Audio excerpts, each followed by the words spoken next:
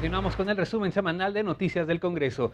En el contexto de las diversas reformas estructurales que fueron aprobadas durante los últimos años por el Congreso de la Unión, esta semana el Instituto Belisario Domínguez organizó el seminario Reformas Estructurales, Avances y Desafíos. Al inaugurar el evento, el presidente del Senado refirió que en conjunto los diversos cambios que se han dado en los ámbitos político, económico, social y energético están reconfigurando el Estado mexicano con el propósito de fortalecerlo y hacerlo más eficaz en el cumplimiento de su responsabilidad de generar bienestar en los mexicanos.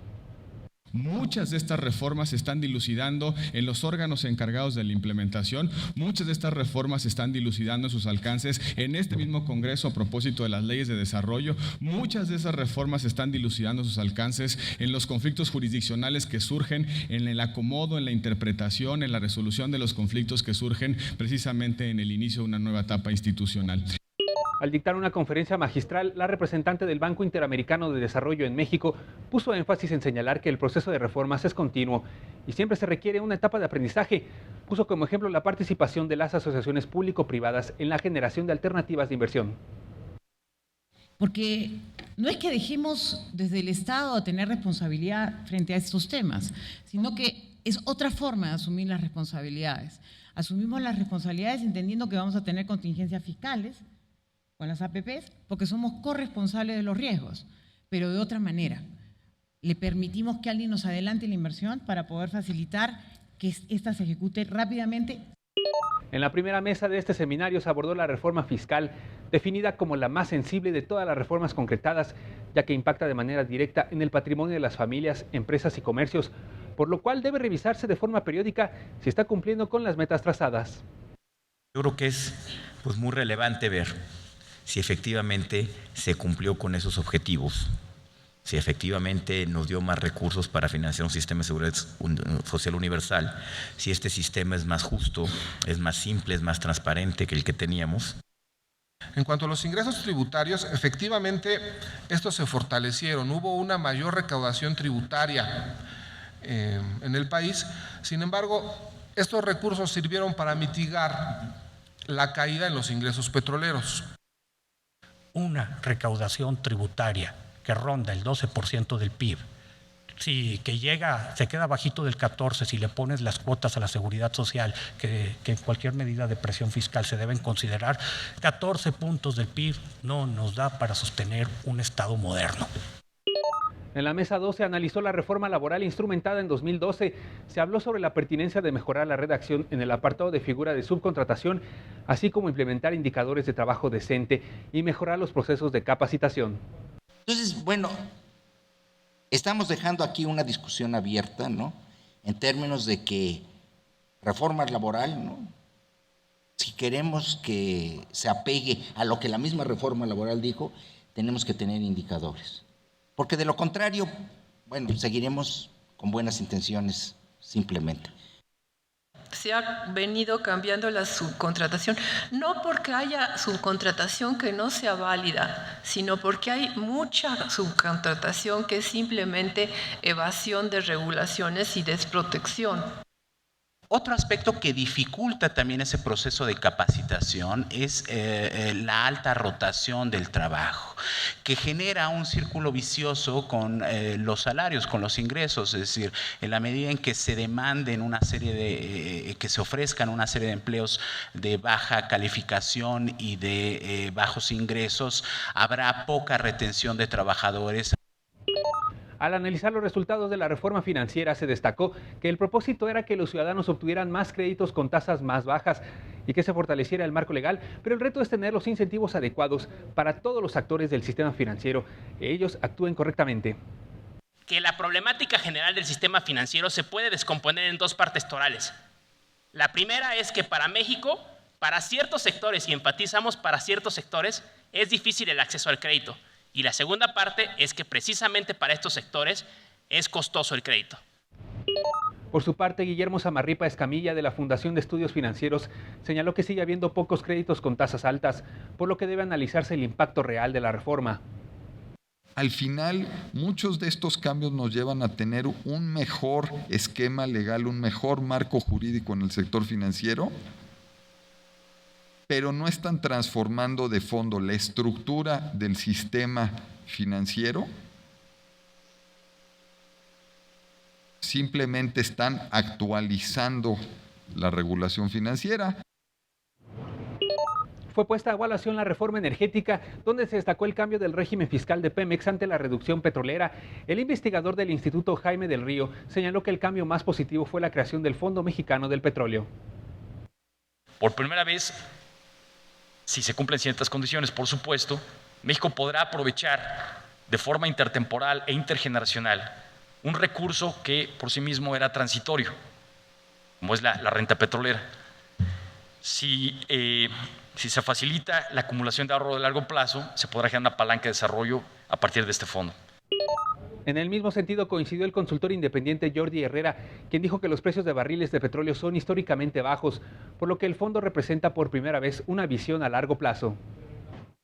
Con lo complejo que se tornó el entorno internacional, habría que agregar también cambio climático. En términos generales, cumple la reforma, se adapta el país a las necesidades que se tienen por parte de los ciudadanos, aunque, y lo dejaré para algún otro punto, creo que sí hay cosas que se han dejado fuera de la mesa que son importantes hacia el futuro. Para concluir con las 8 mesas de trabajo desarrolladas durante 2 días en el Senado, el investigador del Instituto Belisario Domínguez afirmó que si la sociedad no hace suya las reformas estructurales, estas difícilmente podrán instrumentarse. Añadió que es equivocada la noción de que los problemas del país están sobrediagnosticados. Creo que está equivocada. Creo que todavía tenemos que seguir analizando, estudiando, recolectando más información y datos que nos permitan tener diagnósticos más certeros, porque en la medida que tengamos diagnósticos certeros tendremos mayor precisión hacia dónde dirigir la acción y la solución de los problemas. En el Senado de la República, las comisiones de Justicia, Hacienda y Crédito Público, Gobernación y Estudio Legislativo Segunda analizan la iniciativa que reforma la ley federal para prevenir e identificar operaciones con recursos de procedencia ilícita. Es por ello que convocaron a un foro para escuchar las posturas de los diversos sectores relacionados con el tema. Está añadiendo a las medidas y técnicas de investigación aquellas incluidas en el Código Nacional de Procedimientos Penales en virtud de su reciente entrada en vigor en marzo de 2014 y la entrada en vigor del mismo instrumento en diferentes entidades federativas. El eje fundamental para poder recuperar la fortaleza del Estado frente al crimen y el dominio del Estado sobre los territorios para que vuelva a restablecerse la autoridad legítimamente electa, tiene que partir hoy no solamente de acciones punitivas en el territorio, sino fundamentalmente de desmantelar el poder económico y financiero que tiene la delincuencia organizada. Los ponentes invitados coincidieron en el contenido de las iniciativas, dijeron que es correcta y que la ley federal para prevenir e identificar operaciones con recursos de procedencia ilícita y expusieron sus propuestas para enriquecer el tema. De parte de la Secretaría de Hacienda compartimos las finalidades de las modificaciones propuestas, que son las siguientes: incrementar la eficacia de la ley antilavado, adecuarla en mayor medida a las recomendaciones del GAFI, ajustar la ley antilavado para que responda adecuadamente a las condiciones operativas de los sujetos obligados, facilitando su implementación.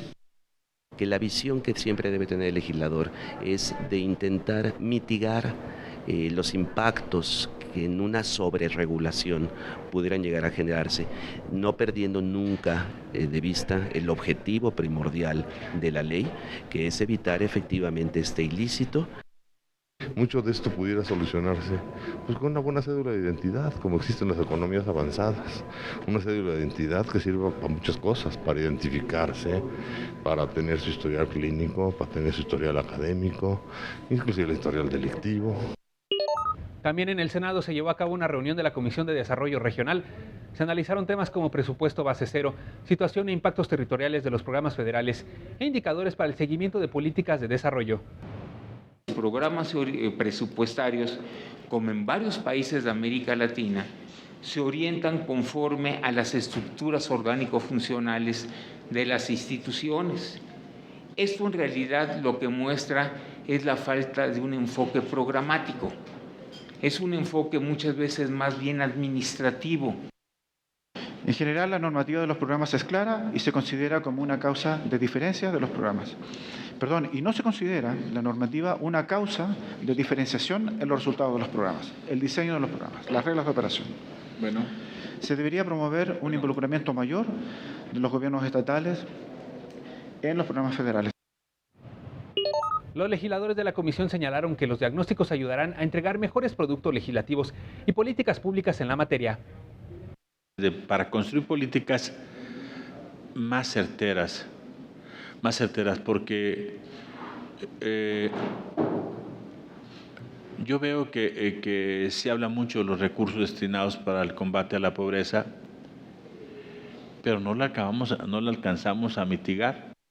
Este nuevo proyecto de presupuesto que regirá la economía del país, la administración del país el 2016, pues va a ser sujeto de una serie de análisis y de seguimientos, de investigación. En el patio central de la casona de Jicotencatl, la presidenta de la Comisión para la Igualdad de Género de la Cámara Alta, senadora Viva Adamira Gastelum Bajo, presentó el informe de las actividades de la comisión alusivo a la 62ª legislatura. Senadoras de los grupos parlamentarios señalaron avances y retos en la materia. Es que no puede ser una democracia paritaria sesgada y solamente en un aspecto de participación de las mujeres. Vamos por eso y por poder legislar en todo el tipo de violencias. Violencia obstétrica la tenemos pendiente, violencia política. Necesitamos que la unidad de género esté en la ley orgánica del Congreso de la Unión. Hemos logrado, por ejemplo, 13 puntos de acuerdo que nos fueron turnados a esta comisión, 11 dictámenes y solamente nos quedan de estos 13, 2 puntos que por su misma materia nos está llevando mucha discusión para su dictamen. La violencia política en contra de las mujeres continúa siendo uno de los temas pendientes de la discusión, así como la armonización legislativa de nuestro marco jurídico nacional para garantizar los derechos a la igualdad. En el evento también participó la representante de ONU Mujeres. La igualdad de género ha de ser un pacto de Estado, no le pertenece a ningún partido político. La igualdad de género ha de ser central al desarrollo económico, al desarrollo social, al desarrollo ambiental, unir a los partidos políticos, unir a las instituciones. Esta fue la información más relevante generada en ambas cámaras del Congreso de la Unión durante la última semana. Les recuerdo que para mantenerse informado puede contactarnos en nuestras redes sociales. Estamos presentes en Facebook, en YouTube, en Twitter. Muchas gracias. Hasta la próxima semana.